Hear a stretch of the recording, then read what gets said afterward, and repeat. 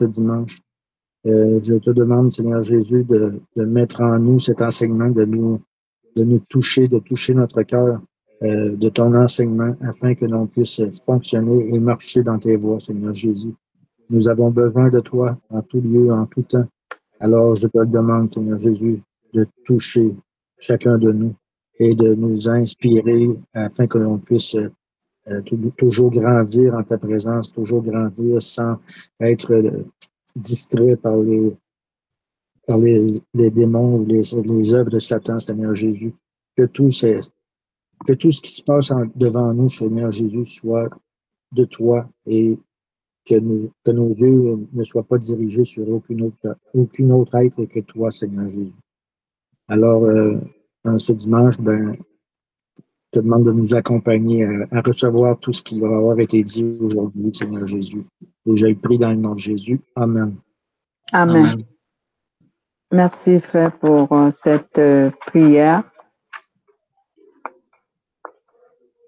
Je bénis Dieu pour notre réunion de ce soir. Nous parlons de la rencontre de la femme samaritaine avec Jésus. La rencontre de la femme samaritaine avec Jésus. Jean chapitre 4, verset 1 à 42. C'est long, non? Très long. 2 pages.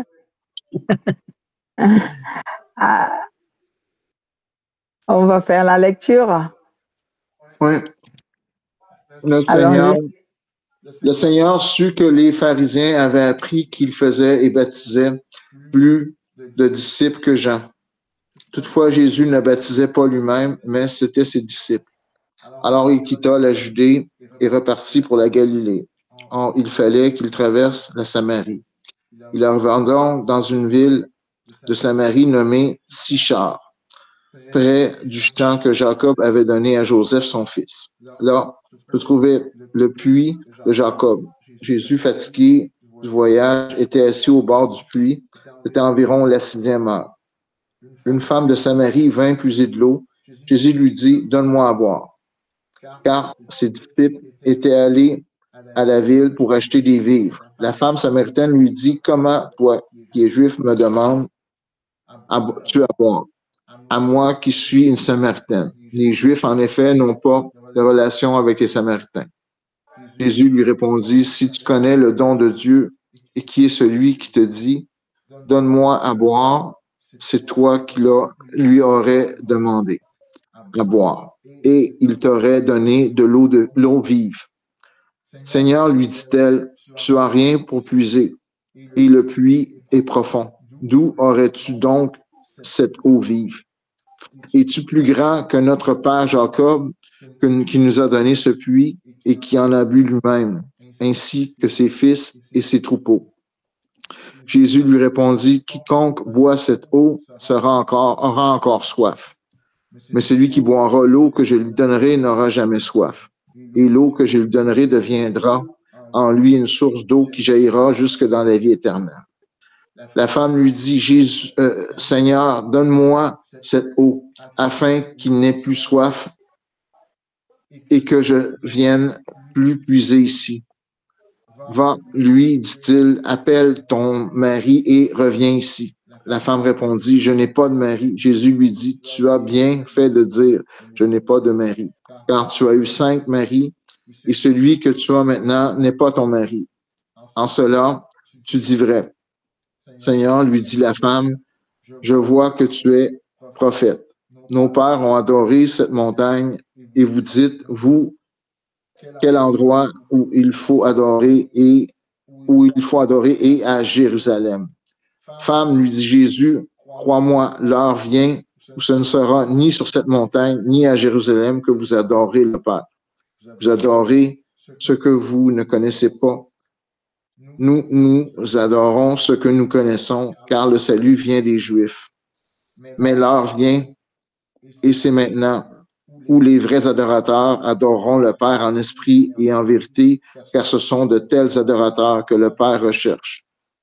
Dieu est esprit, et il faut que ceux qui l'adorent adorent en esprit et en vérité. La femme lui dit, Je sais que le Messie vient, celui qu'on appelle Christ. Quand il sera venu, il nous annoncera tout. Jésus lui dit, je le suis, moi qui te parle. Alors arrivent ses disciples qui furent étonnés de ce qu'il parlait avec une femme.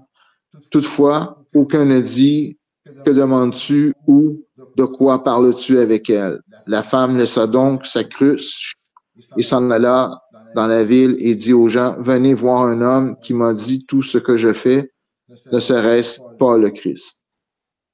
Ils sortirent de la ville et vinrent vers lui. Pendant ce temps, les disciples le priaient en disant, Rabbi, mange. Mais il leur dit, je n'ai à manger une nourriture que vous ne connaissez pas. Les disciples se disaient donc les uns aux autres, quelqu'un lui aurait-il apporté à manger? Jésus leur dit, ma nourriture est de faire la volonté de celui qui m'a envoyé et d'accomplir son œuvre. Ne dites-vous pas qu'il y a encore 4 mois jusqu'à la moisson? Eh bien, je vous le dis, levez les yeux et regardez les champs qui sont blancs pour la moisson.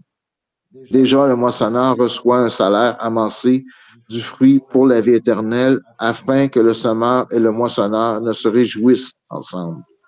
Car en ce qu'on dit est vrai.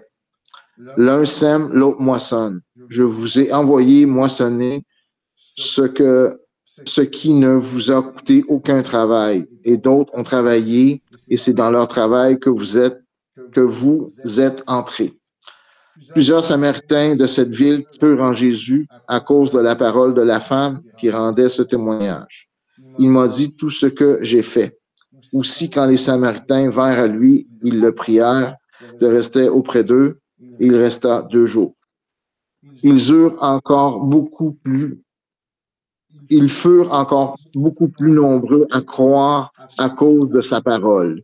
Et il disait à la femme, ce n'est plus à cause de tes dires que nous croyons, car nous l'avons entendu nous-mêmes et nous savons que c'est vraiment lui le Sauveur du monde. Amen. Amen. Ils dirent à la femme, maintenant, nous ne croyons plus seulement à cause de ce que tu as dit, mais nous l'avons entendu nous-mêmes et nous le savons, le Sauveur du monde, c'est vraiment lui. Amen. Merci pour la lecture, mon frère. Voilà la parole que Jean nous fait connaître, la rencontre de Jésus-Christ avec la femme samaritaine. Bien-aimés, la rencontre de Jésus est une grâce. La rencontre avec Jésus est une grâce. Et cela parce que cela crée une entrevue agréable et bénéfique. Donc, lorsque tu dois rencontrer Jésus, c'est une grâce.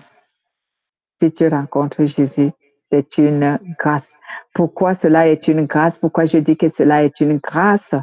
C'est parce que cela crée une entrevue très enrichissant et bénéfique pour celui qui a rencontré Jésus. Donc, c'est une grâce vraiment particulière que cette femme ait rencontré Jésus.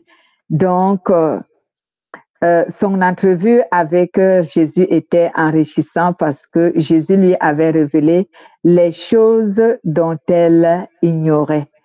Par exemple, bien qu'elle avait dit la vérité, je n'ai pas de mari, Jésus lui a dit, oui, tu as eu 5 maris, mais celui que tu as maintenant n'est pas ton mari. Est-ce que cette femme, bien qu'elle avait dit, c'est pas mon mari, est-ce qu'elle était vraiment sûre que cet homme n'était pas son mari? Bon, je sais pas trop, parce que la Bible n'en parle pas. Et il y a beaucoup d'autres choses que Jésus lui a fait connaître, comme le fait de lui dire que le temps arrive où vous n'adorerez pas le Père sur cette montagne de votre père Jacob ou à Jérusalem, mais partout sur la terre, l'on adorera Dieu. Cette femme ne savait pas que ce temps, c'était maintenant et qu'il y aura un temps où ce ne serait ni à Jérusalem seulement, ni sur la montagne de son père Jacob, que les hommes adoreront Dieu, mais de partout dans le monde. Cette femme ne savait pas cela et Jésus lui avait révélé donc les choses vraiment qu'elle ignorait et cela a amené cette femme à se repentir et à se convertir. Jésus lui a révélé les choses telles que il est l'eau de la vie, une source d'eau qui ne tarit pas. Et que si quelqu'un boit de cette eau, cette personne n'aura plus jamais soif. Qu'est-ce que Jésus voulait par là dire, bien-aimé? Jésus voulait dire à cette femme que si tu consommes de cette eau que je te propose, plus jamais tu ne mourras. Tu ne mourras pas. C'est ce qu'on appelle tu n'auras pas soif. Tu ne mourras pas. Nous allons parler profondément en progressant. Donc, cette femme a obtenu une grâce pour son salut. C'était vraiment une grâce pour elle de rencontrer Jésus à ce puits. Il y a beaucoup de femmes qui allaient à ce puits, mais il a fallu que ce soit cette femme qui rencontre Jésus à ce puits. C'était une grâce que Dieu avait manifestée pour son salut, afin que cette dernière puisse être sauvée. Et de nos jours, comment est-ce qu'on rencontre Jésus? Est-ce que c'est de la même manière comme cette femme samaritaine qui a rencontré Jésus parce qu'elle allait puiser son eau dans un puits? Ce n'est plus de la même manière qu'on rencontre Jésus aujourd'hui. Donc, ne t'attends pas que tu vas rencontrer Jésus en marchant là sur le chemin ou en étant dans ta maison, il va t'apparaître dans une lumière comme certains le veulent d'ailleurs. Parce que les êtres humains, nous voulons des choses qui sortent de l'ordinaire et nous croyons que c'est ce qui est plus spirituel que ce que la parole de Dieu nous indique. Donc, aujourd'hui, pour rencontrer Jésus, donc j'aimerais dire depuis le temps de la grâce, c'est ce que j'appelle aujourd'hui, depuis le temps de la grâce, pour rencontrer Jésus, c'est lorsque tu entends sa parole. Amen. C'est lorsque tu entends la parole de Jésus que tu peux te dire que j'ai rencontré Jésus. Je répète, beaucoup de gens aiment des choses qui sortent de l'ordinaire. Cela veut dire quelqu'un aimerait que Jésus lui apparaisse peut-être en forme de lumière. D'autres aimeraient que Jésus leur parle audiblement.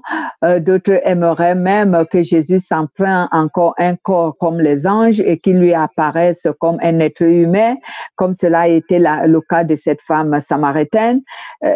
Chacun a un désir, la manière dont il voudrait rencontrer Jésus, mais on doit savoir que Jésus est devenu un esprit. On ne peut plus le rencontrer présentement en tant qu'être humain parce qu'il n'est plus dans le corps d'un être humain. Il est devenu un esprit invisible. Donc, cet esprit invisible aujourd'hui nous apparaît qu'au moyen de la parole de Dieu. Donc, pour rencontrer Jésus aujourd'hui, tu le rencontreras lorsque tu entends sa parole. Lorsque tu entends la parole de Dieu. Et c'est pour cela que la parole nous dit dans Hébreux, chapitre 3, au verset 15, la Bible nous dit, si tu entends sa parole ou sa voix aujourd'hui, n'endurcis pas ton cœur. Beaucoup de gens aujourd'hui ont rencontré Jésus, mais ils n'ont pas su que c'était Jésus. Pourquoi? Parce que la parole qu'ils ont entendue ne leur a pas plu. La parole qu'ils ont entendue, ils l'ont considérée comme un jugement. La parole qu'ils ont entendue, ils l'ont entendue comme une parole qui les condamne. Et c'est pourquoi ils n'ont pas cru que c'est Jésus. Ils n'ont même pas cru que cette parole est la parole de Jésus et que c'est Jésus qui leur parlait à travers cette parole. Et c'est ce qui fait en sorte que beaucoup de gens aujourd'hui ratent leur rencontre avec Jésus et ne savent pas qu'ils ont rencontré Jésus. Je vais vous donner un témoignage que j'ai l'habitude de dire. Les gens pensent que c'est un conte, mais apparemment, ce témoignage est la vérité. Il y avait un homme qui a entendu parler de Jésus et tout, et que Jésus parlait aux hommes, Jésus est sauveur, Jésus a donné sa vie pour nous, Jésus nous aime. Il a entendu parler, voilà, de Jésus en un mot, et il a dit, moi aussi j'aimerais un peu rencontrer Jésus, j'aimerais un peu voir Jésus. Et il n'a pas su que cette petite prière qui semble simple, Jésus l'a entendue.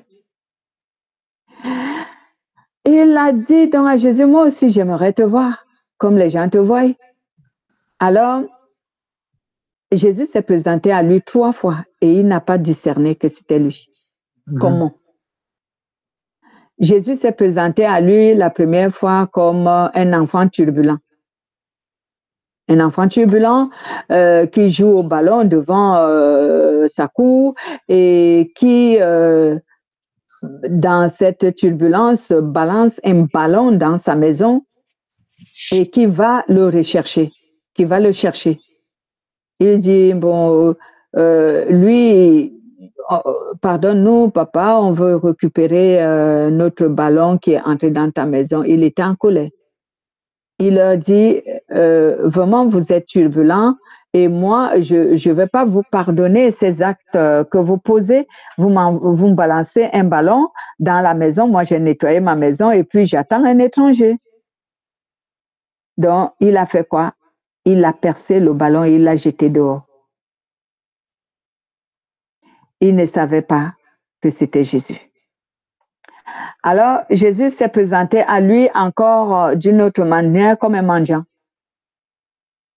Et Jésus est venu devant lui, tous vêtu d'haillons, des vêtements vraiment déchirés, sales, pas agréables à voir et tout ça.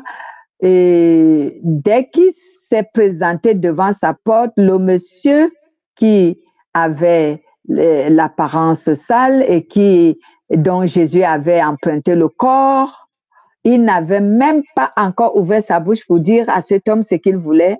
Il l'a chassé. Il l'a chassé. Il n'a pas vraiment voulu écouter même ce que ce dernier lui disait. Il l'a chassé. Jésus s'est encore présenté à lui, je crois, le soir, à la tombée du soleil, comme un enfant qui a faim, qui vient l'implorer. Est-ce que tu peux me donner quelque chose à manger? J'ai faim, je n'ai pas mangé depuis la journée. Il l'a chassé lui aussi.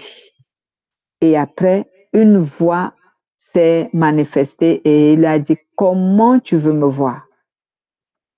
Comment est-ce que tu veux me voir? Je me suis présenté à toi aujourd'hui 3 fois de suite, mais tu ne m'as pas reconnu.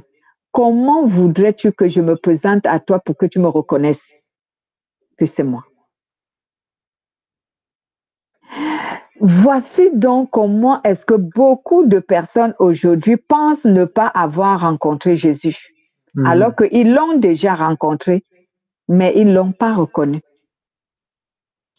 Pourquoi? Parce qu'ils ont dans leur image, dans leur pensée, une manière dont ils aimeraient voir Jésus. Ils aimeraient peut-être le voir comme la femme samaritaine l'a vu. C'est peut-être comme ça qu'il aimerait voir Jésus. Il aimerait peut-être voir Jésus comme vêtu d'une robe blanche comme un ange se présentant à eux et même en présentiel. C'est peut-être ce qu'ils aimeraient. Mais Jésus ne peut plus faire ça. C'est pourquoi il dit dans sa parole, lorsque vous ferez du bien à l'un de ces plus petits qui m'adorent, sachez que c'est à moi que vous l'avez fait. C'est à moi que vous avez rendu ce service. Donc, nous devons voir aujourd'hui et rencontrer aujourd'hui Jésus aujourd'hui, autant pour moi, au moyen de sa parole. Donc, même si la parole est annoncée au point où cette parole te juge, au point où cette parole condamne tes actes, sache que c'est Jésus qui est en train de te parler. Tu es en conversation avec Jésus. Tu es en entrevue avec Jésus. Amen.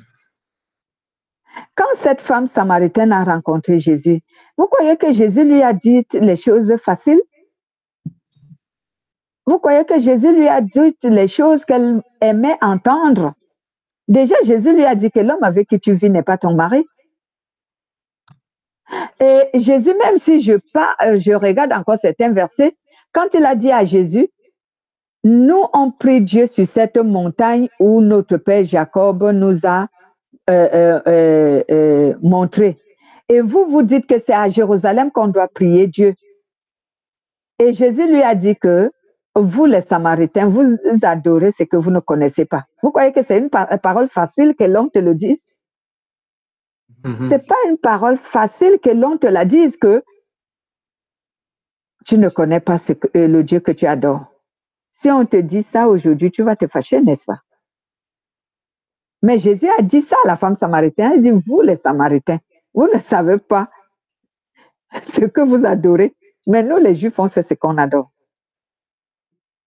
Vous voyez, cette parole n'est pas facile. Mais Jésus l'a dit à la femme samaritaine. Et Jésus lui a dit que l'eau que vous puisez dans ce puits, quiconque boit cette eau, elle aura toujours soif. Cette personne aura toujours soif. Mais l'eau que moi je vous donne, si quelqu'un la boit, elle n'aura plus jamais soif. Si quelqu'un vient te dire aujourd'hui que l'eau que tu as là, elle n'est pas limpide, tu ne vas pas te fâcher? Aujourd'hui, la colère est au bout des lèvres des hommes. Pour une parole qui sanctifie, ils sont déjà en colère. Pour une parole qui leur fait voir leurs erreurs, leurs fautes, ils sont déjà en colère. Pour une parole qui juge et condamne leur comportement, ils sont déjà en colère. Et ils veulent rencontrer Jésus. Comment? Comment voulons-nous rencontrer Jésus si on n'accepte pas sa parole? Il faut qu'il nous apparaisse pour qu'on croie. Non, si tu attends que Jésus t'apparaisse pour croire, tu ne le verras jamais. Hein? Tu vivras sans croire. Mais cette femme, bien-aimée, a ravalé son orgueil. Elle a mis son orgueil de côté et elle s'est humiliée. Et elle a écouté Jésus. Elle a dit à Jésus, donne-moi de cette eau, Seigneur, afin que je ne vienne plus puiser ici. Bien qu'elle n'avait pas compris le sens que Jésus lui avait dit au départ. Elle n'avait pas compris. Mais plus tard, elle a compris. C'est pour cela qu'elle a été convertie. Elle s'est repentie et elle s'est convertie parce qu'elle a compris. Si elle n'aurait pas compris, elle ne se serait pas repentie, elle ne se serait pas convertie. Mais plus tard, elle a compris. Le message. Elle a compris le message. Bien que le message était rude, parce que Jésus lui a dit les paroles qui pouvaient la fâcher. Mais cette femme ne s'est pas fâchée. Elle s'est humiliée. Aujourd'hui, il suffit que tu dises à un chrétien que la parole que tu reçois n'est pas vraie. Voici la parole qui est vraie, qui doit juger ton comportement, ton caractère et te ramener à la vérité. Alors, il se fâche. Pourquoi tu juges mon église? Pourquoi tu juges ma parole, la parole qu'on nous enseigne? Pourquoi tu dis qu'elle n'est pas vraie? Est-ce que la vôtre est vraie?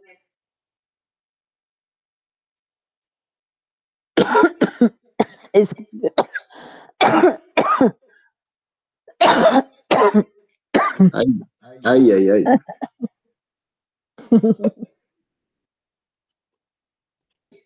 Ah! Et Satan n'aime pas lorsqu'il dit les choses vraies.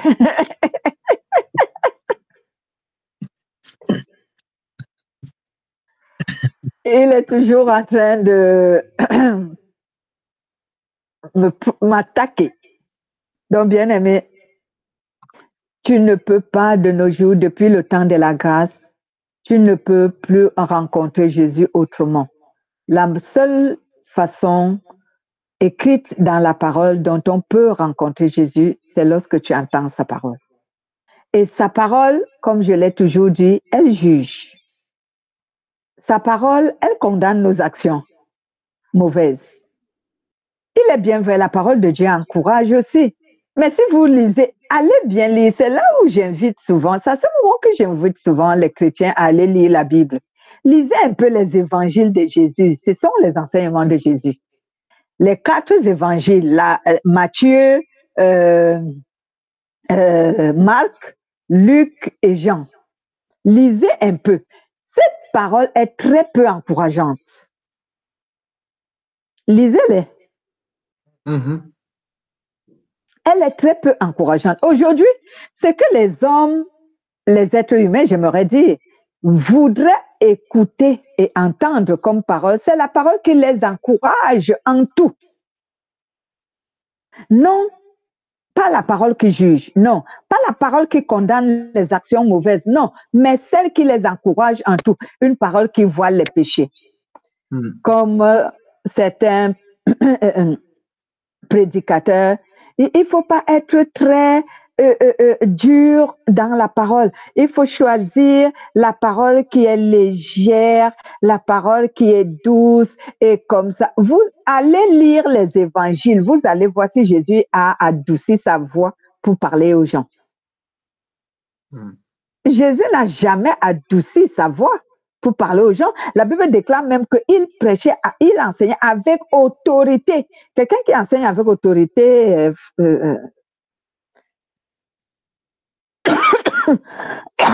excusez-moi. Si quelqu'un parle avec autorité, il n'adoucit pas la voix. Très souvent, sa voix est retentit rudement. Donc, je me demande quel est cet évangile, cet prédicateur qu'on a appris qu'il faut parler avec douceur. Douceur. Les êtres humains ne comprennent pas la douceur. Hein? Les êtres humains comprennent tout ce qui est rude. La douceur, c'est que tu veux les conserver dans leur péché. Ils ne vont jamais le quitter. Mais lorsque tu commences, est-ce que je dis qu'il faut frapper les gens? C'est pas ce que je dis.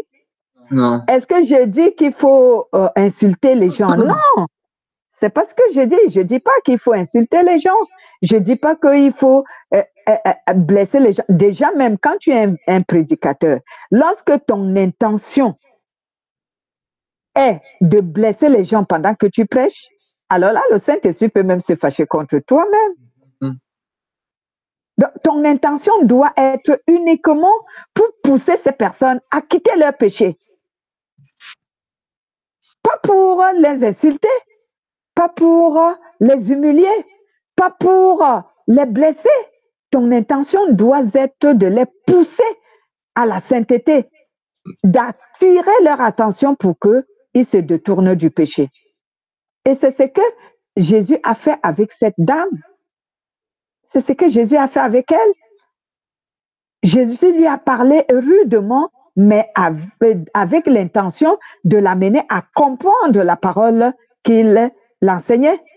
Il dit, ce n'est pas sur cette montagne seulement que l'on va adorer Dieu ou à Jérusalem. Non, l'heure est arrivée et c'est maintenant où les gens vont adorer Dieu dans tout le monde entier. Et les adorateurs que Dieu recherche, ce sont ceux qui l'adorent avec la puissance de l'Esprit Saint, pas avec la tradition de ton père Jacob. Oui, parce que ce que Jacob a appris à ses enfants, c'était la tradition juive, la tradition que Dieu leur a donnée, Israélites. Donc, Jésus voulait lui dire que ce n'est pas avec la puissance de votre tradition juive ou israélite que vous allez adorer Dieu, c'est avec l'Esprit. Poussé par l'Esprit. que vous devez adorer Dieu. Et ces paroles n'étaient pas faciles à entendre parce qu'à ce moment, Jésus mettait en cause la doctrine de Jacob pour son peuple. Et cette femme, si elle ne s'était pas humiliée, elle n'allait pas accepter cette parole. Parce que Jésus mettait déjà en cause la tradition que Jacob les a enseignée. Oh, bien-aimé. Donc aujourd'hui, si tu entends la voix de Dieu, c'est que tu as rencontré Jésus.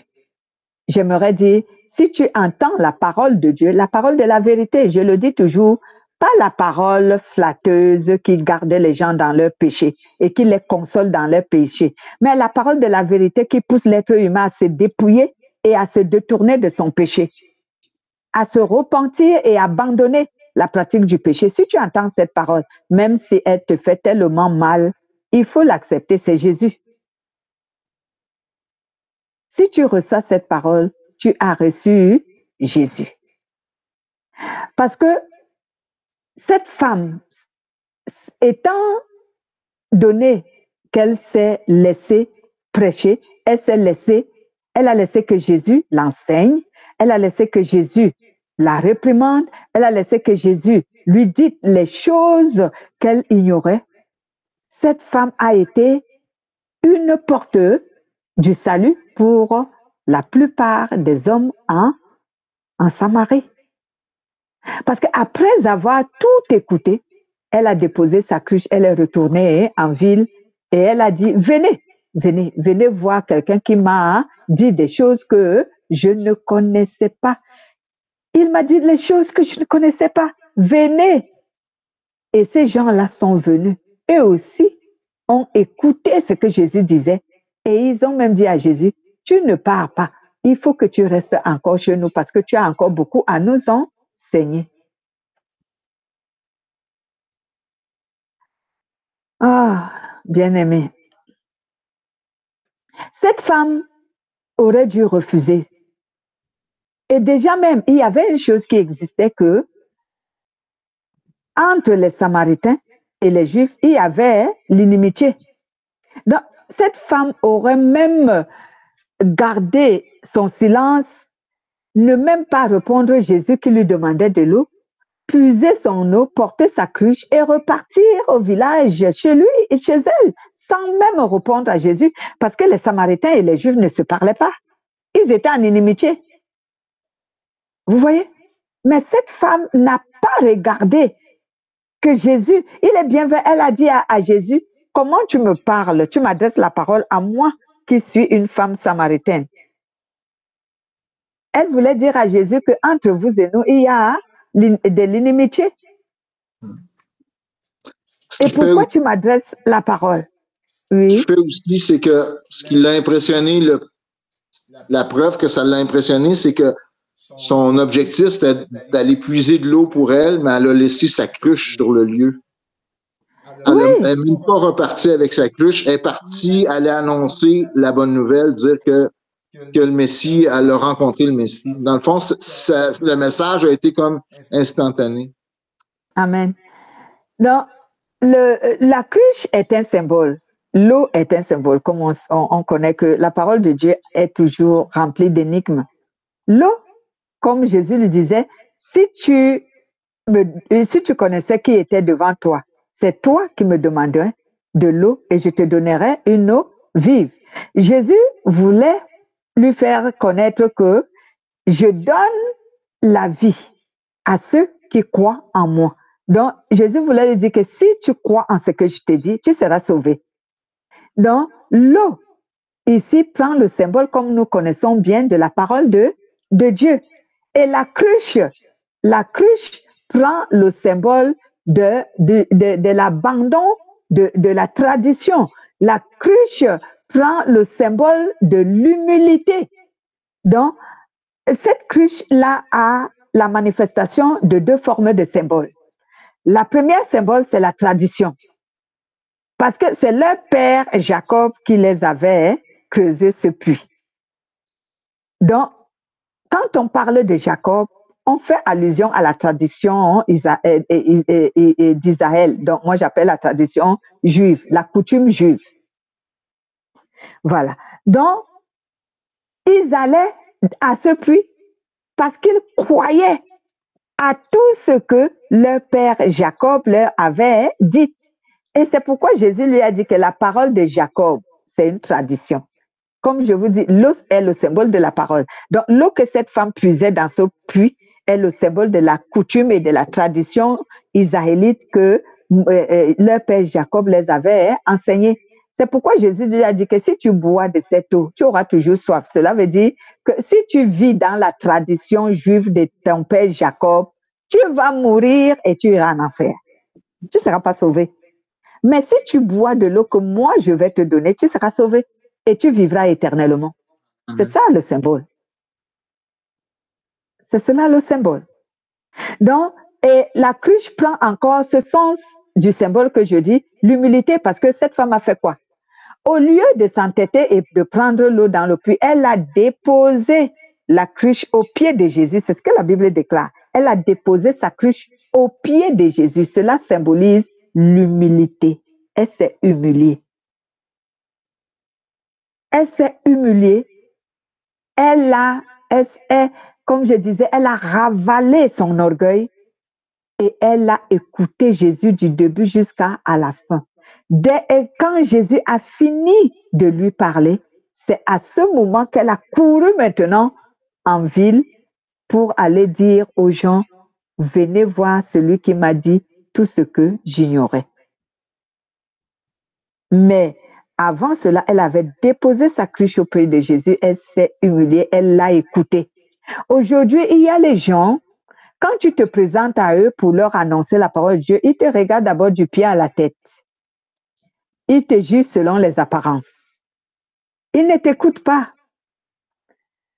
Pour lui, il t'a regardé du pied jusqu'à la tête. Il a déjà jugé que tu n'es pas à même de l'enseigner. Donc, il t'a déjà jugé et donné un certain jugement. Donc, c'est comme une femme m'avait dit un jour, excusez-moi avant de terminer ma phrase, je vous donner ce témoignage qui vous aidera à mieux comprendre. Une femme m'avait dit un jour concernant un pasteur, oh, ce pasteur, il a la carrure d'un pasteur. Pourquoi? Parce que c'est un homme qui a la taille, hein? Donc il est lancé, il a la carrure et tout. Donc, c'est quelqu'un d'imposant physiquement. Je lui ai dit, ah bon, comment tu sais que cet homme, il a vraiment la carrure d'un pasteur? Pour toi, avoir la carrure d'un pasteur, quelle est l'apparence? Comment ça se passe? Il dit, mais regarde-le. Et moi, je connaissais le monsieur. Je lui ai dit, vous voyez comment vous êtes, on vous trompe facilement. Donc, toi, tu juges que quelqu'un a la carrure d'un pasteur par son physique. Tu n'as jamais lu l'histoire de Samuel qui allait chercher un roi pour Dieu dans la maison d'Isaïe? Il a vu la plupart des enfants d'Isaïe. Et il les voyait, ils étaient robustes, ils étaient très beaux de visage, une belle apparence. Et quand il regardait, il disait, oui, celui-là, il a la carrure d'un roi, il mérite d'être roi. Et Dieu lui disait, non, non, non, non, non, il ne peut pas être mon roi. Ils ont pris David. Ils ont pris le berger. Voilà. Ils ont pris le berger. David et Goliath, c'était ça aussi. Ouais. David n'avait pas la carrure pour abattre Goliath. Voilà, et quand il a vu David, il a dit, Seigneur, et c'est lui que tu veux faire roi. Donc, tu vois, quand il a vu David, il n'a pas vu que David avait la carrure d'un roi. Et Dieu lui a dit, oui, c'est lui, mon roi, c'est lui que j'ai choisi.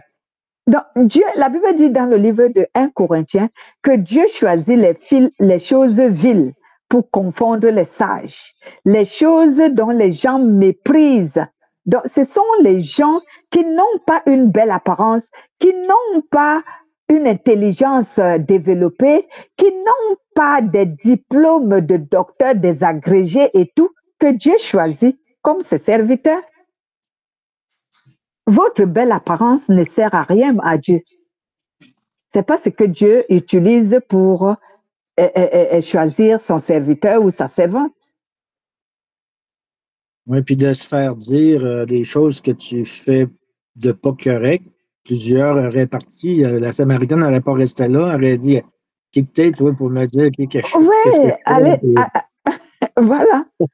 Donc, les gens sont comme ça aujourd'hui.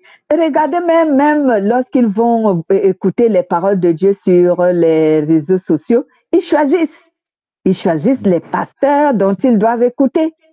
Lorsqu'ils regardent une personne, l'apparence de « oh non, celui-là n'a rien à me dire », ils zappent. « oh non, ouf, cette chaîne-là n'a rien à me dire », ils zappent. Ils aiment les bons parleurs. Et c'est ce que j'avais dit à cette femme, que ce monsieur, c'est un bon parleur. Oui, mais les véritables serviteurs et servantes de Dieu ne sont pas de bons parleurs. Mhm. Ce ne sont pas de bons parleurs. Ils ne savent pas parler. La Bible déclare que Moïse avait dit à Dieu que, ah Seigneur, moi j'ai du mal à parler. Et je n'arrive pas à parler. Et Dieu lui a dit, va, je te prête la bouche de ton frère Aaron, il parlera à ta place. Les véritables serviteurs et servantes de Dieu ne savent pas parler. Moi, j'ai appris à parler, j'ai du mal à parler. Je ne sais pas flatter les gens. Et je ne sais pas leur dire du mensonge pour qu'ils m'aiment ou pour qu'ils m'apprécient. Mais les bons parleurs, ils ont tout le verbe, ils connaissent tout le vocabulaire, ils savent construire les phrases qui vous plaisent. C'est un bon parleur. J'ai dit à cette femme, c'est pas un vrai pasteur, c'est un bon parleur. Si son apparence te plaît, tant mieux pour toi. Mais pour moi, cet homme ne peut pas être un serviteur de Dieu. Parce que les serviteurs de Dieu, c'est pas par l'apparence qu'on les reconnaît. Je pense que la parole, il faut qu'elle te touche avant. Tu ne choisis pas qui va t'enseigner. Je pense que la parole va venir te toucher avant, puis après ça, tu vas aller vers ça. Voilà. Oh, et regardez bien. Si vous voyez un pasteur qui est un bon parleur, il n'est pas vrai. Les bons parleurs, ce sont des menteurs. Parce qu'ils savent construire les phrases qui touchent les cœurs des gens. Quand je dis les cœurs des gens, donc ils répondent à leurs attentes. Mais la parole de Dieu ne répond pas à nos attentes. La parole de Dieu nous dit la volonté de Dieu. Elle ne répond pas à nos attentes. Elle nous dit la volonté de Dieu. Mais allez voir ces pasteurs-là prêcher. Ils prêchent tout ce dont les hommes, les êtres humains veulent entendre. Ils ont des thèmes. Ah, dès que tu vois le thème, tu es attiré à aller écouter.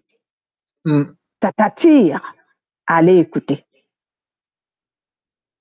Écoutez même, je vous ai dit que les vrais pasteurs ne savent, les vrais enfants de Dieu qui prêchent la vérité ne savent pas parler. Les gens disent que les lettres de l'apôtre Paul sont dures, non? Parce que l'apôtre Paul ne savait pas parler. Il n'était pas un bon parleur. C'est pour ça que ces lettres sont dures. Et même c'est pour cela que ces lettres nous opposent aujourd'hui. Les uns disent ceci, les uns disent cela. Comme l'apôtre Pierre même avait dit que les gens interprètent mal les lettres de Paul parce qu'ils ne la comprennent pas. L'apôtre Paul n'était pas un bon parleur. Tous ces apôtres n'étaient pas des bons parleurs. C'est pourquoi quand on lit leurs lettres, on a l'impression qu'on est jugé et condamné. Et oui, qu'est-ce qui oppose aujourd'hui, par exemple, quand l'apôtre Paul dit que la femme se taise en silence? Est-ce que les femmes sont contentes d'entendre ça? Que les femmes se taisent dans l'assemblée, qu'elles ne parlent pas. Hein? que la femme ne prenne pas autorité sur l'homme, que la femme ne se pare pas des tresses, des bijoux et tout. Est-ce que les femmes sont contentes d'entendre ça? Non! Mais pourquoi? Parce qu'en fait, l'apôtre Paul n'était pas un bon parleur. Il ne savait pas parler. C'est pour cela que ces lettres sont dures et que certains condamnent ces lettres. Mais en fait, c'est parce qu'ils ne comprennent pas le sens, ils ne savent pas l'interpréter. Donc, oh, bien aimé, c'est compliqué. C'est compliqué cette histoire, mais Dieu fait grâce. Dieu fait grâce. Donc, voici donc que les Samaritains ont reçu le salut à cause de l'humilité de cette dame. Elle a fait preuve de beaucoup d'humilité. À écouter Jésus lui dire tout ce qu'il devait lui dire. Et à cause d'elle, en Samarie, les gens ont reçu le salut de Dieu. Avant même que l'Esprit de Dieu ne vienne dans le monde, avant même que Jésus monte sur la croix, les gens ont été sauvés parce qu'ils ont cru. Ils ont cru à la parole que Jésus leur a dite. Les gens ont été sauvés à cause de cette femme. Et eux-mêmes, ils ont témoigné en disant à cette femme, ce n'est plus parce que tu nous as dit que venez voir quelqu'un qui m'a dit ce que j'ignorais, mais nous-mêmes, on a entendu et on a vu. Cet homme, c'est le Christ. Amen. Il faut donc que nous aussi, on doit apprendre à devenir des sacrifices pour les autres. Cette femme a été un sacrifice pour les chrétiens de Samarie, pour ceux qui ont été sauvés en Samarie. Parce qu'à cause d'elle, le salut est entré en Samarie. À cause d'elle, Jésus pouvait passer outre. Ses disciples devaient venir de la ville, il lui préparait à manger, il mangeait et il devait continuer son chemin sans entrer en Samarie. Mais à cause de cette femme, Jésus est resté en Samarie pendant quelques jours. Et il a enseigné, il a prêché, et la Bible déclare que beaucoup de Samaritains ont aussi cru. Donc, qu'est-ce que Jésus a fait pour qui a bénéficié cette dame et tous les habitants de Samarie? C'est le salut que Jésus a donné en Samarie, qui a été une bénédiction pour cette femme et pour tous ceux de Samarie. Alors, le conseil que je donne aujourd'hui aux chrétiens, c'est que quand quelqu'un vient vous parler de Dieu, ne jugez pas son apparence pour recevoir sa parole. Lorsque vous entrez sur les réseaux sociaux avec l'intention d'écouter la parole de Dieu, priez d'abord. Dites à Dieu, Seigneur, envoie-moi sur une chaîne dont tu veux vraiment me parler. Envoie-moi sur une chaîne dont tu veux vraiment m'instruire. Et tu verras que Jésus va t'orienter sur les chaînes où on prêche la vérité. Mais surtout, ne soyez pas attirés beaucoup par les thèmes. Cherchez même les thèmes qui vous jugent et qui condamnent les mauvaises actions. Ce sont ces thèmes-là. Moi, très souvent, quand j'entre sur les réseaux sociaux, s'il faut que j'écoute un autre frère ou une autre sœur qui peut, moi, je regarde les thèmes qui condamnent le péché. C'est ce que je regarde, c'est ce que j'écoute. Tu peux écrire ton thème là ou les quoi. Je ne regarde pas ce genre de thème. Moi, je regarde les thèmes qui font allusion au péché. Bénédiction. Bénédiction, évolution, élévation et tout le reste. Je connais même pas, puisque je connais pas cette parole, j'ai du mal souvent même à retenir ces choses. Ça vient étourdissant. Alors, nous devons donc devenir vraiment des sacrifices pour les autres et ne jugeons pas par l'apparence, acceptons de recevoir la parole, même si elle juge, même si elle nous condamne, c'est cela le moyen de rencontrer Jésus. C'est ce moyen, c'est à travers ce moyen que nous rencontrons Jésus. Si tu refuses la parole qui juge ton caractère, qui condamne tes actions mauvaises, tu ne rencontreras jamais Jésus dans cette parole qui te flatte et qui voile tes péchés et qui t'encourage à demeurer dans le péché. Si tu refuses le changement. Tu refuses le changement. Voilà, c'était ceci notre message. S'il y a des interventions, on peut les faire. Non. Voilà, on peut couper notre enregistrement. Nous rendons toute la gloire à